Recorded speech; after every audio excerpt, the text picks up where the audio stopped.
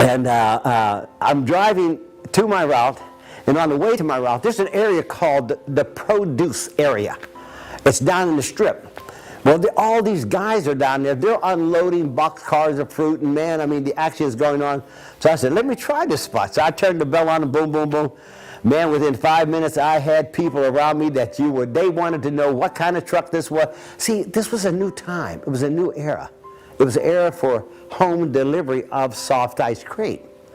So I did so much money there, it amazed me, but I didn't get caught up with that. I just shoved the money into the freezer to hide it and went on to my route an hour late. Think I didn't hear about that from the mothers coming around their house at 5 and 6 o'clock. But anyway, I learned that too.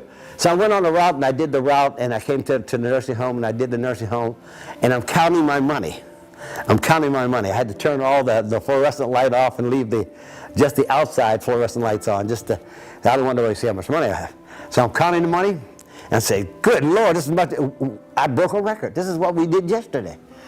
So I said, okay. I said, I want this guy to know. I want Mr. Gordon to know how dedicated I am and how thankful I am for this position. I went straight to Center Avenue, the hub of entertainment, the hub of the action. I pulled that truck up. It took me about a half hour to park the truck. I had to back it in, and I wasn't used to backing no truck into a car parking spaces, so I had plenty of help. I set up shop. I put that bell on, people walking up and down the streets and in the clubs and out of the club, the Hurricane, the Carpet Grill, and all these places. And man, I tell you what, I had a line of people that was unbelievable. Make a long story short, I arrived in Mr. Gordon's garage at 2 a.m. in the morning. He never in his life had any truck come in past 11 o'clock.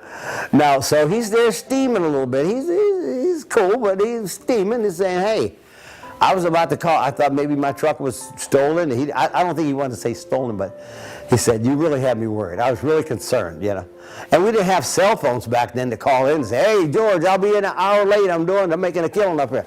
So anyway, he said, okay, come on. He said, come on. He said, my wife is not going to like this, Amos. I said, well, I said, okay.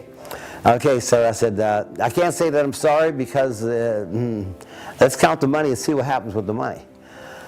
So when we counted the money, he had an electronic change machine.